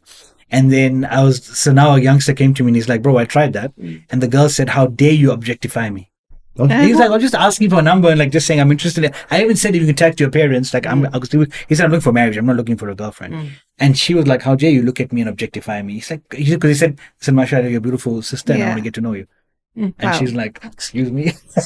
But there's that's a tough, thing bro. now where like a lot of the youth don't want to get married, you know? So Yeah, there's a Like whole at all or yeah. later in their life. No, that's emerging a lot. It's become a thing now to become independent and, you know, have that first. So as shocking as that sounds, it's But what's the reason? So I had this But this they'll be in relationships discussion. though. No. Oh, so, no? So I no just, relationship even. I had this discussion, like, when did you know in your marriage where, you know, you checked up? No. There's this this phenomenon that the New York Times reported on. It's called quiet divorcing or quiet separation. And it's basically you live together with your spouse. However, there's no communication, no intimacy, nothing. You're just basically living together because Like roommates. financially, yeah. And Funny a lot enough, of people said that happens in their marriages. We've had anonymous and people write to us in our DMs that's going through this. That's a big thing. And then a lot of the young people were like, the single ladies were like, so why get married? And I said, no, marriage is amazing. You should get married. This is an anomaly and it needs to be tackled. It needs to be discussed and it needs to be sorted. But a lot of people actually interacted with that discussion to say this is the situation of their marriages at the moment. that for me was shocking. But what can you give me one of the reasons why? I think, well, I from an outsider's perspective, resentment builds over time. It's not one singular event that leads to the dissolving of the marriage. It's small little irritations, small resentment that compounds and compounds and compounds over time. And eventually, a lot of men, one or two men actually, they contribute to the conversation. They say mentally they just check out. I don't want to engage. I don't want to fight. Yeah. It's easier and safer to check out. So we both in this marriage, and each person. Is that because of lack of communication, or they are communicating and no one's listening? I feel like the resentment, the underlying cause of it is resentment. Because Shaheen always says that, so they don't trust each other, like they don't have that relation of trust. Yeah. And I was like, they trust, but it's broken because of those small minor fractures that happen. But then why would you still stay in the marriage? It's not easy And just to another leave the marriage. controversial one, a very controversial As difficult as marriage is, divorce is just as or it's even stigma. more difficult. So to You know, get divorced, I struggle with this because how are you intimate with your partner? How are you building something? How are you loving your kids? How are you doing things together if it's a partnership? It's money. It boils down to money. So it's about money. So I said this, It's and about it's I can twist it in another. I'll say it's about money. So is it about not going into poverty or living a very extravagant lifestyle? No. What she means is women stay in unhappy homes. Yeah, but what's keeping them? That I'm getting a Louis Vuitton bag or I'm getting food on the table? I think food on the table. Not a bag. No. Food on the table. Okay. Because if you said a bag, that's what I meant. somewhere else. 90% of the audiences we talk to are not the Louis Vuitton category. Okay. Yeah. look, I know this got me in trouble a bit, but I think it's important to know, for especially men don't like this, because I said that if you look at divorce cases, especially the my mom was dealing with, it's a lot of the time money, and the fact that why she stayed was the money, because she said he threatened me and said, I'm not going to give you won't money, have the sons. I won't take care of the kid. And that was happened when the divorce happened, because she was taking care of the kids. She had to take them out of the a really good schools, put them into other kind of schools. She said I'd go back to live with my parents. All that scenario that happened after that, it was so much more difficult than just being in that marriage. I should have just stayed, she said, right? And the reality is, I want to tell But is, that's punishing the kids. yeah, that's in these cases the They men don't didn't see it as really that. the men didn't really Because care. there's still that indoctrination. You don't want the broken home. Yeah. They're not realizing that you can break your children more by being in an unhappy marriage. Yeah. Well, Yeah, Mariam Javed from the UK, when we interviewed her about parenting, she does black and brown parenting, and so she said a broken home is not one that is a divorced home. She says a broken home is a home that is A toxic separated. home. Exactly. Toxic. That's what is a broken Salad home. Yeah. And so the conversation that so what I was saying just now, I just lost that The thought. finances. Yeah, and so I say to these situations, what happened? He's earning every month, right? Because he's the breadwinner, he's providing. She lives her life. She had no degree. She had no career. She has no savings. Now she leaves. She's got nothing. Yeah. So when they talk about What's the Islamic ruling? yeah, we come to the ruling of the contract in law, in the nikah contract that we spoke about the other day. That nikah contract needs to say that a certain amount needs to be given to her every month for whatever her purposes for, and that's hopefully for her to save. Yeah. That should be her saving group, or a trust should be opened up, or something. As I said, a lot of men don't like this, but I think that's what it should be. When I look, if something happens to me, what happens to my wife now with my inheritance, right? And hopefully that she'd be able to survive many, many years after that, and she won't get remarried. but it's a concern of mine, right? And so the same thing I worry about, women who get divorced. Yeah. Because the man has his money, he's got his house, he's got a property, he got the car, he got everything else. They left with nothing else. And very controversially, a big issue in our community is infertility amongst couples nowadays. And a lot of couples are facing it. But what people don't talk about is that kids can actually impact your marriage. If both of you are not healed parents, and you're both carrying the traumas from your childhood, you bring a child into the situation, it can compound the issues that are currently in the marriage. Definitely. And that's another issue that leads to this quiet separation, because women tend to, okay, I've got my kids, everything. You're only spending time with your kids. You're putting all your time, effort into the kids, nothing into the spouse. And that's also causing this type of distance. Can we then say everyone should be educated before they get married? Definitely. And Wait, what do you mean, like a degree? Nowadays, you don't even need a degree, bro. No. Something. You need a business. It's some sort of trade or some sort of skill. So eventually There has it to does be happen. something to Yeah. fall But the back, interesting thing is that a And lot I of the hated women it. in the quiet marriages can't leave for finances. They do have degrees, but they've never used it. used their degrees. So no experience. Yeah, there's no experience. And there's that reluctance also now. I've got to go out and work. So you asked the question, what's the Islamic ruling on that? Yeah, on the Well, then there's nothing right this is why the girls are saying they want $50,000 for meher now. because it is So sad. they, When someone gets divorced. Wait. and- 50,000 no, in the UK, in the US and stuff like, you see this, there's these clips Yes, that go yes, around. yes, Like, yes. what's your marriage amount? Oh, $50,000, Sure. a Ferrari and a fancy belt. Because it's really sad. You get a lot of But these. to secure themselves. That's the reason. A lot of these women gave their life to their husbands, and And the husband, they give their life to their no, wives. vice versa. Thank and you. They worked hard. 100%. Yeah. And when the shit hits the fan, and then when they end up getting separated, divorced, the husband still has everything. The wife then becomes zakatable. Yeah.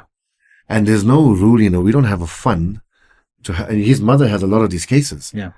To look after these women. The Baitul Mal was supposed to be that the fund in the Muslim society was the one that the widows and orphans should never ever, and even those who are divorced and someone who need that, should never ever go a day hungry because that Baitul Mal should be covering them, But we don't have that system. I want to talk about that 50-50. Oh, okay.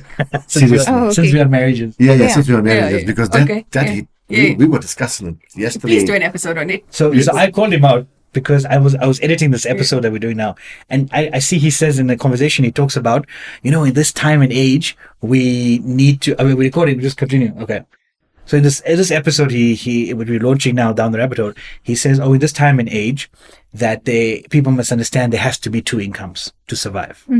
So that triggered. I was like, but you were against a discussion on 50-50 marriage, but now you're saying on this podcast, we have to survive. But then he clarified. So the clarification is, if you and I want to build a house together, and I'm earning X amount, and we both want this, and you're willing to come in with me and we do this together, what we both agree with, that's what I'm talking about. If we want a better life, and I only can bring in X amount, and you can bring in whatever, why not work together?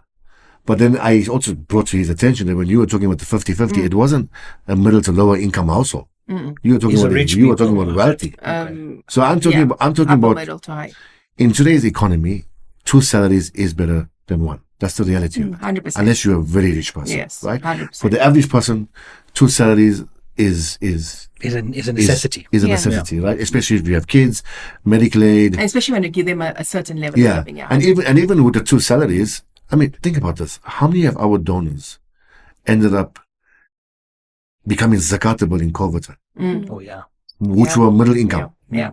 Yeah. Even some upper income. Yeah. Middle to upper. Yeah. Yeah. Yeah. right? They So lost it all. 2 salaries are better, would be better than 1 because again, if you look at the expenses, and here's the best part: even with the 2 salaries, you still put your hands in mouth. You're not Covering. really saving. Yeah. You're saving minimum. Yeah. Like I'm not thinking of university. I'm thinking of school. I'm thinking, Yeah. I want to pay the next school month. A lot And of it's- couples are just making it with two salaries. Yeah. Yeah. Right. So my justification for what I said was, if we want to do things together and build it faster together, as long as we both have this understanding, love each other, have this understanding, communication, trust, why not? Like, why not? But if you're So as okay, a man, then you're relinquishing your responsibility as the provider. Nafaka. oh, I love what you said. Yeah. The Nabi Sallallahu Alaihi Wasallam relinquished his title. I knew he's going to He is a bring this man up. when saying Nakarija hide him, gave him a salary. No. Okay. Checkmate. Because you got to look at it in context. That's fair. Everything you got to look into look at it into context. That's what I'm saying. So South Africa is quite bad at it. Why? No, in the sense that Economically, yeah. economically, Terrible. it's terrible. Yeah. It's really, really terrible. Yeah, in the podcast, he said he's not optimistic. I said I'm I'm not always optimistic. optimistic. I'm really not for the middle and low Where's your income. Where's DMs the I'm getting tawakkul, from bhai? people saying, "Do you have anything for just groceries? Like, do you have something?" Now look at that. School This is why we fees?" all need to earn $1 billion. Yes. So you you can could say never yes turn to the answer. someone. You can say yes. Okay, Yeah. I'll change my opinion on opinion. But it's difficult. People are struggling. Yes. If the woman doesn't want to contribute and she's willing to live within her husband's means, so be it. But live within my means, don't complain. Yeah, but you see, the problem is this husband does not have not all men, I'm just saying, a moral understanding of what is her needs. So she'll say, I need makeup because you want me to look beautiful, and I need waxing, and I need this, and I need that. No, not And you're like, listen, no, that's too much now. within his needs, what he can provide. If I can provide only, listen, you should be having a discussion before you get married on finances. 100%. So wait, this is a very Do you interesting agree? one. Yes. Wait. Before you get married. Before you get So married. can you ask the guy how much you're earning? You should. Why I not? believe from my Q&As, I'm Why not? So you must then show, like, literally showing your payslip. No, I don't know. I don't need to show you anything. The shame about money I is don't need to think show you anything. cultural. Here's the thing. If you Because you can lie. then no, And no, it's no. like, I can take it. In my view, I thought you only need $500 a month. So that's Yeah. what I thought. For Oh, what? I'm taking care Pets. of you. I don't For think what? you should Yeah. give you a full salary, but you can give a ballpark figure. and More or say, less. Yeah, this is I agree with our that. what We I'm can gonna afford a month. Yeah, Yeah. what I can afford. Yeah. A month. So Talk about each one's debts because everyone And has be debt. honest. Don't say it's my salary, not my daddy gives me allowance. This is what I'm earning. This is what I'm bringing. Oh, I know some couple marriages like that. I'm like, I'm not going to go to my but is dad the guy and going to say, be honest if he likes the girl? He's not going to be totally honest. Never. well, you should. I believe you should. nah, That's causing a lot of if issues. you lying before you got married to get this woman or to get the guy, then your marriage is already on the rocks. Yeah. It's already on the rocks. You lied to do something that's halal. That makes Now no you're only sense. going to find out afterwards anyway.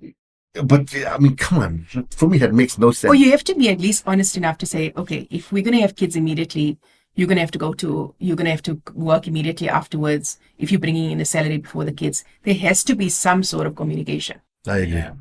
I agree. And also financial literacy amongst couples. Because a lot of the time in COVID, uncles passed away during COVID and their widows were left with no understanding on what the finances of the home were.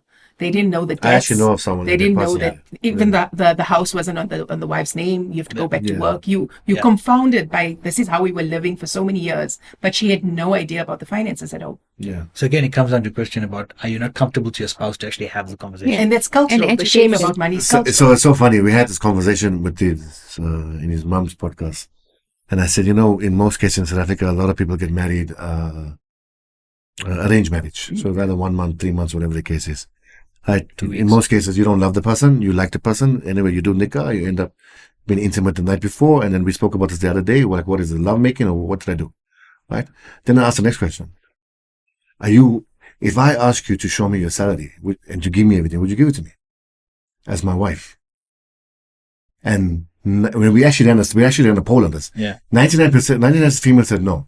Then I came on and said, okay, but it's easier for you to sleep with him than give him access to your money. What's more valuable? Exactly. Oh, no answers. Subhanallah. Silent more room. valuable? I can hear the cricket. Because if you say, I am getting married to follow the sunnah, like Nabi Sallallahu Alaihi Wasallam, and say the Khatija, okay, let's follow the sunnah. Yeah. That's why I told you the other day, it's kind of difficult when we say that. Because not every one of us can. Communication is key. Yeah, but When please, it comes just to the marriage, especially the premarital counseling. the premarital to me is It's a like, big one. but you know, Cape Town is quite It's like big a in fairy Yeah. tale. but this is the problem, Fairy right? tale. You're Yeah, gonna, because won't everything change afterwards? Even your circumstance changes it afterwards. can change. Yeah. So then what are you holding me to if things are totally different afterwards? But that's why, go back to what Safira said. Communication is the key. Mm. Like, I mean, Communication. we speak about this a lot. Like, But you're not going to tell someone your deepest, darkest secrets. And it's your wife. No, before you marry them. I'm talking about premarital. How do You you have get to put they say in Afrikaans, boer kan blank. So you have to have a little bit of a Yeah. shiny tablecloth. I don't know what that means, but yeah.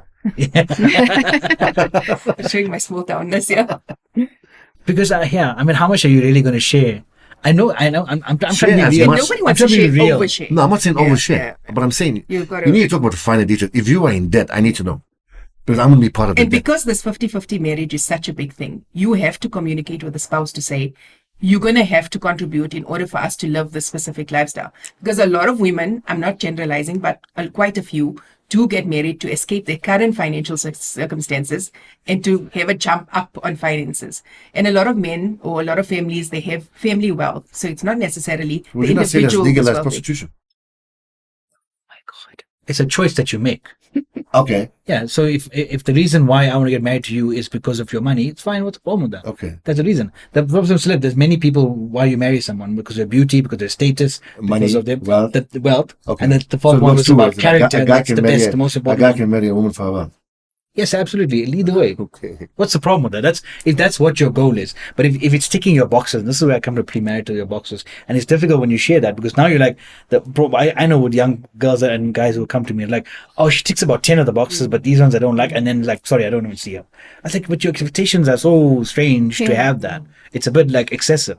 On the 50-50 marriage, is there a retirement age? Like, can I retire after 50? I had no Or do we idea this still work existed here? until I did the Because one of like, the wouldn't a Q&As. woman like at certain age not want to work? Yeah, like, That's what's like, happening. what's Women the our age what's the are retirement age exhausted. then? And also, you must know, the finances may be 50-50, but the housework, the heavy lifting, the emotional lifting is still, most of the onus is on the women. The child rearing. So even though you're splitting everything 50-50 completely, the woman is still taking a lot more of the emotional burden of the marriage. And that's leading to resentment. And that's leading to a point where a lot of the women are like, I can't do this anymore. It's not something I could do. so when the conversation was done prior to them getting married in 50-50, there was no discussion on children, household chores, or is it just finances or everything? I'm assuming, so from the Q&A, it's that after the marriage, that it was a silent agreement that we're going to be doing everything 50-50. You have to go to work because otherwise, if you don't work, we're not going to afford this household. Or again, a lot of this emerged after COVID, where couples, families, businesses took a knock. And now you've got to, so a lot of the women maybe didn't go into the workforce, but started the side hustle or the small business or something. So But I can as a understand result that. of that, you've got to. I can understand that because again, from our experience and from who we interacted to, a lot of families became zakatable overnight, like literally overnight. 100%. So I can totally understand it. Yeah. What I can't understand is if I'm coming from mega wealth, both parties coming, and then we're having this agreement. Like I don't get that. Like, what is the retirement age on this? Like, Sometimes it's the perception of mega wealth. When you marry into a wealthy family, it's not necessarily the individual that owns the wealth. right. It belongs to the entire family, and there's a It's hierarchy the of net worth. and it's a hierarchy of kind of, okay, we can afford this and this and this, but for your other expenses, you've got to kind of sort yourself out So a lot of people are living To keep up, beyond their means. keep up with Beyond Yeah, their to means. keep up Yeah, we said images. keep up with the Jones. credit cards are bust. That is a big issue. Yeah. Debt. Halal Islamic finance debt or Oh, let's not talk about that. That's please. a good that's one of the topics we're going to be doing next year. Yeah. Definitely on Islam finance because I'll be watching a that good, one. a he good one laughs to at me. tackle My entire that shocked from me day was one I opened my gambling. first bank account. Gambling. Yeah, the prevalence of gambling in the Muslim community. What's the first three websites in South Africa? So the first and the The Google most searches Googled. in the last from September to now. The first one is it's company names, but I'll just say it's gambling. Second one, gambling. Third one Yeah. is pornography website and specific websites. And then the fourth one again is third one is Sasa, right? So gambling, Sasa, and then pornography, and the fifth one back is gambling. That's the top Google Because what did they searches in the spend, like country. 2 billion rands on gambling Wow. advertising Huge. the last year? Huge. Do you find a lot of Muslims gambling? I'm assuming from the Q&A I did, it seems like that it's becoming a big problem in our community. Is that because desperate for money or because I'm just too greedy? It's an addiction. Like Oh yeah, okay. But we spoke to someone who says, be careful when we use the word addiction. In that addiction is something where it's totally consumed you. You can't live without it, right? Compared to just a bad habit. Yeah. So do you think it's actual addiction, or is it potentially just a bad habit that they've... So I would, after the show, after the Q&A, I actually went to go research what is the worst addiction a person can have. And from the research I did, they actually said gambling can become so addictive where, it consumes you completely. So perhaps in the South African context, it's a habit due to poor financial circumstances. People are always thinking, go and gamble because you're going to get more money. But when it becomes an addiction, it's all consuming. It's horrible. People were sharing their stories with me of what happened in families and how this gambling was revealed within families. And it's shocking. It's absolutely shocking. The figures are horrifying. phenomenal. Do we as a community have the means to help these people? I don't think for gambling. I don't believe. So we just say haram, haram, I haram. feel No. there needs to Help really the be addiction. Help them come out of the addiction. Well, you can go to a normal like how you had Alcoholics Anonymous. I'm sure there's some. But there has to I don't be think there is. conversations about this because, as you said, in South Africa, what a big deal it is at the moment. It's huge. Even porn is massive. Yeah, we spoke about the youngsters also. They were telling me yesterday. It's a huge issue in his community. But that's the thing, they have access to internet freely from a very young age, so Yeah. it's just comes down to what we're putting on there. Yeah. Yeah. So 2026 for all of us. Are you going to be doing another 50 podcast? Ooh, inshallah. Inshallah. I mean, Safira? I don't know. I don't know where I'm headed. You Inshallah, it'll don't be a have good. an idea of how many you would like to do. I don't really do a number. Okay. It's for me, it's quantity, not quality. Quality, not quantity. Yeah. But I'm trying to refresh it. I want to go into a different direction. Are you doing video now? I think you Considering- should. We're radio people, not And for you faces guys? for radio. From my side, yeah, I mean, I'm looking forward to some of the conversations that we've planned already that are coming up in January and February. And those are going to be, if you thought it was hectic, it's Yeah. going to be hectic, more hectic. And then what I really liked was that we took the conversations into the real world by hosting one of our guests in the country. Okay. So similar to this, we're always looking at guests, and Yes. and the idea, because you'll see me in one of my podcasts, I banged the table, and if you saw that clip, and I was like, these international Yes. speakers and celebrities come to South Africa earning. There's videos now just Oh, showing we actually today, spoke about we should actually- $40,000, $50,000 they're charging Yeah. per event, and we South Africans are giving them our rands like like they want Shane that. says like Jibrail has come, and so I called that out. So when we hosted our event, I said, "See, Shane, we're not doing the same thing."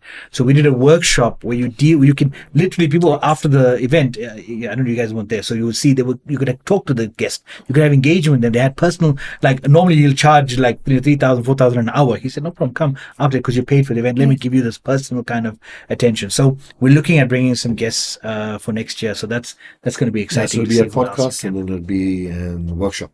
Okay. That's what we're going to do. So it's something tangible that you're left with. Yeah. I think that's important, the follow up, Yeah. giving something back. Yeah. So we learned a lot from the one we had with, excuse me, with Habib. And it was extremely, extremely successful.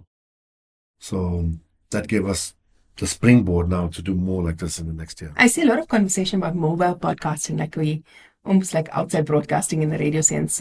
Is that something you guys are going to explore in greater detail? Like maybe going to communities and towns and going maybe globally and just doing. So we've done podcasts. that, but we've done We it in didn't- studios. Yeah, in Malaysia and UK. In Oh, Malaysia, UK okay, we yeah. have. Yeah. The problem is lighting, if you're going to do it. I mean, there's a guy, That's the technical. I got to carry everything. It's yeah, like, I mean, there's a guy that I watch. I mean, he carries like 100 kilos worth of equipment. Sure. Wow. And he's like, no, I can't let Nazir do that. we're dragging all the stuff. Yeah. But even like the short clips that you guys do at the little conferences, with the mic, those are also Yeah. it has great Yeah. impact, those. Mm. So that's a nice Yeah, idea. so next year, I'm Okay, can I ask your delusional hope for your podcast? I'll start with you, Bonnie. Ooh, can Like, you if you, start? like dream guest, delusional. What do you hope to achieve? I don't know if I have the dream guest, but I would want to make a worldwide impact. Love it. Yeah. And you guys? I don't have a dream guest as well. Or just what's your delusional hope for taking your podcast into which direction? For me, it's like I love live events. So Oh yeah, sorry. Yeah. That's our plan next year. so we're shooting We'll do a live live podcasts podcast. with live. I Yes. want to do that. With a live that's, audience. that's something That's that's, where you work yeah, out. I think like Yeah. live and Well, maybe we- taking 1 or 2 episodes internationally. Maybe we do that and we can do 4 or 5 of us do a live one Yeah, Yeah, that's it. with that's the what we're audience. planning. Oof. She's And I want to do a she's podcast. I'll stressing be the already. silent partner. I want to do a podcast on Hajj. On Hajj. On Hajj? Did Shut what? up. No. No, on Hajj. Actually in Hajj. Oh, wow. Live at Hajj. Yeah. Oh, you're That's why applying now for that's the delusional. to the Nusuk Pro platform. Inshallah. Inshallah. Inshallah. Ameen. But I'm looking forward to next year. I think podcasting, especially within our, It's only starting. is only starting. Because in all honesty, in our community, it's just what one us. Do you guys get the question often like, how do I start? Where do you Irshad start? Sadiq It's just from Cape Town. yeah, but he was removed. No, he's back on now. He's back got on a- YouTube. Yeah. He's got a studio. But it's good, huh? Yeah. He's okay. I Alhamdulillah. like Irshad is there. Then there's a few others that they got actual. Yeah, but I think there's about 10 or Yeah. 11. I think it's only going to But grow. We get a lot of more questions. men But than we don't women. call ourselves a Muslim podcast. No, Okay. Yeah. We're Muslims No. doing a podcast. But I'm we're not, governed. We're governed by our religion, but Yeah. No. We're not a Muslim podcast. yeah. So if anybody wants to start up, what would you tell them? Because we get that a lot. Like, how do you start a podcast? Where do What I do you start? say? I say, do it. Does he says pay me? Do it. Take a mic and start talking. We set up Mindscaped Media, so that's Yeah, we actually got a media house. because of that. Because people have been asking, and I said, Yeah. listen, Yeah. I'm the free Sabilillah guy, and Shane is like, hey, you're What are you giving doing? away, yeah, Yeah, you What have are to you have doing? boundaries. yeah, you gotta have boundaries. That's the problem. He has no boundaries. Yeah. So I have tawakkul. here's the thing. We have a lot of people that Risk is risk. Alhamdulillah. We have a lot of We have a lot of people that inquire, and then when you tell them that, give them the details, they're like, Yeah. I need the editor. Oh, I need this. Yeah. Oh, I need that. Oh, I need money. It's not people. Some people actually think it's the phone, and that's it. No, it's not. They don't understand the background. Yeah, they don't understand And the I always back tell end them to an it. idea is an idea. If you want to start it, go and start it. Yeah. That's true. Yeah. If you really want to do it, do it. It's not easy. You've got to And then really. you will get people that say, I want to start a podcast, and Nazir will ask, okay, what you want to talk about? I don't know. Yes. I just know I want to do Yes. it. I don't know. Yeah. I just want to make money after a podcast. I'm like, No, wrong no, industry. no. Nope. Become an We're influencer. spending rather. money. Yeah. Inshallah. But I think to close, alhamdulillah, we've all created spaces that are safe and make people feel less alone. And I think it's an amanat. And may Allah grant us barakat in it and guide us through it and accept it as an act of service as well. Ameen. And take us from strength to strength. I mean, and thank you so much for organizing this. Thank you, Allah. It was actually Appreciate fun. it. Plus, Yeah. yeah. Looking that's forward fun. to part 2. Part 2. Part Okay, Part two. inshallah, a live audience. Inshallah. Thank you so much, and may your podcast go from strength to strength, inshallah, both of you guys. Likewise. Shukran so much. Assalamu alaikum. Alaikum salam wa rahmatullah.